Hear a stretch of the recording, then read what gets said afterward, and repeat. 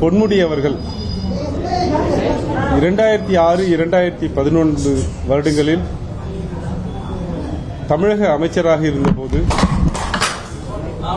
அவர் மீது சொத்து குவிப்பு வழக்கு கடந்த அண்ணா திராவிட முன்னேற்ற கழக ஆட்சியில்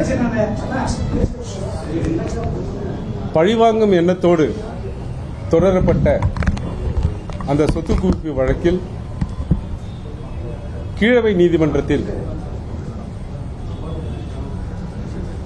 வருமானத்திற்கு அதிகமான சொத்துக்கள் ஏதும் சேர்க்கப்படவில்லை என்பதை நிரூபித்து அவருக்கு விடுதலை தரப்பட்டது. அந்த விடுதலையை எதிர்த்து அப்போதைய அண்ணா திராவிட முன்னேற்ற கழக அரசு தாக்கல் செய்திருந்த மேல்முறையீட்டு வழக்கில் விசாரணை முடிந்து நேற்றைய முன்தினம் சென்னை உயர்நீதிமன்றத்திலுள்ள மாண்புமிகு நீதிபதி திரு ஜெயச்சந்திரன் அவர்கள் கீழமை நீதிமன்றம் கொடுத்த விடுதலை உத்தரவை ரத்து செய்து இன்றைக்கு அந்த குற்றவாளி என்ற தீர்ப்புக்கு மேலாக எவ்வளவு தண்டனை என்பதற்காக திரு பொன்முடி அவர்களையும் அவருடைய துணைவியார் அவர்களையும் நீதிமன்றத்தில் ஆஜராக சொல்லியிருந்தார். ஆஜரான பிறகு இத்தனை வருட பழைய வழக்கு, அதாவது 2011 இதுவரை நிலுவையில் இருப்பதாலும் அவருடைய வயதை கருத்தில் கொண்டும் கீழமை நீதிமன்றம் விடுதலை செய்திருக்கிறது, அதை உயர்நீதிமன்றம் மாற்றி எழுதியிருக்கிறது போன்ற காரணங்களால் 3 வருட சாதாரண சிறை தண்டனையும் 50 லட்சம் ரூபாய் அபராதமும் விதித்து அந்த சிறை தண்டனையை 1 மாதத்திற்கு நிறுத்தி வைத்துள்ளார். அதாவது உச்சநீதிமன்றத்தில் மேல்முறையீடு செய்வதற்கு வாய்ப்பாக அந்த சிறை தண்டனை 1 மாதம் நிறுத்தி வைக்கப்பட்டிருக்கிறது.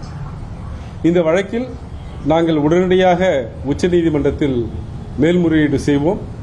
அந்த மேல்முறையீட்டு மனுவில் நிச்சயம் அவர் விடுதலை செய்யப்படுவார் என்பதை நாங்கள் நம்புகிறோம். ஏனென்றால் இந்த வழக்கில் திரு பொன்முடி அவர்களை பொறுத்தமட்டிலும்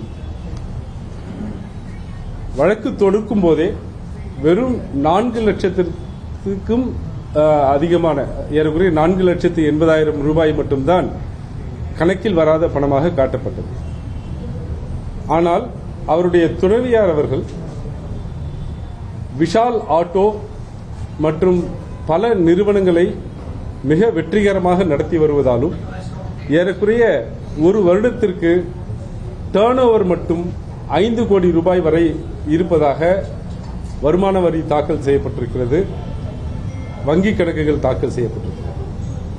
இந்த வழக்கில் மாண்புமிகு உயர்நீதிமன்றம் ஏன் அந்த விடுதலையை ரத்து செய்து குற்றவாளிகள் என்று கருதுவதற்கு இடம் என்றால், திரு பொன்முடி அவர்களுடைய துணைவியார் அவர்கள் ஒழுங்காக வருமான வரி செலுத்தவில்லை, வருடம் வருமான வரியை செலுத்தவில்லை, அந்த ரிட்டர்ன்ஸ் இன்கம் டாக்ஸ் ரிட்டர்ன்ஸ் வருடம் செலுத்தவில்லை என்ற ஒரே காரணத்துக்காக மட்டும்தான் அந்த 1,78,00,000 அவருக்கு லாபமாக வந்த அந்த விஷால் ஆட்டோ, அது ஒரு மிகப்பெரிய 2 வீலர் விற்பனை நிலையம், கடலூரில் உள்ள மிகப்பெரிய 2 வீலர் விற்பனை நிலையம், அது அவருக்கு சொந்தமானது.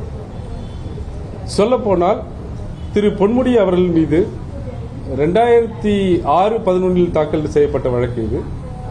96-2001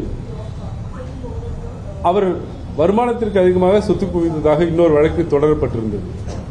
அந்த வழக்கில் உள்ள ஆதாரங்களை எடுத்து பார்த்தீர்களே என்றால், திருமதி பொன்முடி அவர்களுக்கு அவருடைய குடும்ப சொத்தாக மட்டும் 100 ஏக்கரா நிலம் சித்தூரிலே இருந்ததும், அவருடைய சகோதரர்கள் அவருக்கு இந்த நிறுவனங்களிலே முதலீடு செய்வதற்கு மிக அதிக அளவில் பணம் கொடுத்ததும் ஆதாரப்பூர்வமாக நிரூபிக்கப்பட்டிருக்கிறது.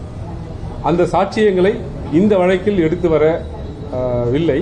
இருந்தாலும் கூட இந்த வழக்கில் விசாரிக்கப்பட்ட வங்கி அதிகாரிகள் மற்றும் வருமானத்துறை வரித்துறை அதிகாரிகள், திருமதி விசாலாட்சி பொன்முடி அவர்கள், மிக லாபகரமாக தன்னுடைய தொழில் நிறுவனங்களை நடத்தி வந்தார் என்பதை ஒப்புக்கொண்டுள்ளார்கள். அதில் 5 கோடி ரூபாய்க்கு மேலாக ஒரு வருடத்திற்கு வியாபாரம் நடத்தப்பட்டிருக்கிறது என்ற விவரங்கள் மிக தெளிவாக நிரூபிக்கப்பட்டிருக்கிறது. ஆனால் உயர்நீதிமன்றம் குறித்த நேரத்தில் வருமான வரியை தாக்கல் செய்யாததுதான் தனக்கு சந்தேகத்தை ஏற்படுத்துவதாக ஒரு முடிவுக்கு வந்து இந்த விடுதலையை ரத்து செய்திருக்கிறார்கள். இந்த வழக்கில் நிச்சயமாக திராவிட முன்னேற்ற கழக சட்டத்துறையின் சார்பில் மேல்முறையீடு செய்து மிக விரைவில் திரு பொன்முடி அவர்களுக்கு விடுதலையை மீண்டும் எடுத்து தருவோம் என்பதை உங்களுக்கு தெரிவித்துக் கொள்கிறேன். செய்திகளை உடனுக்குடனும் துல்லியமாகவும் தெரிந்து கொள்ள சப்ஸ்கிரைப் பண்ணுங்க.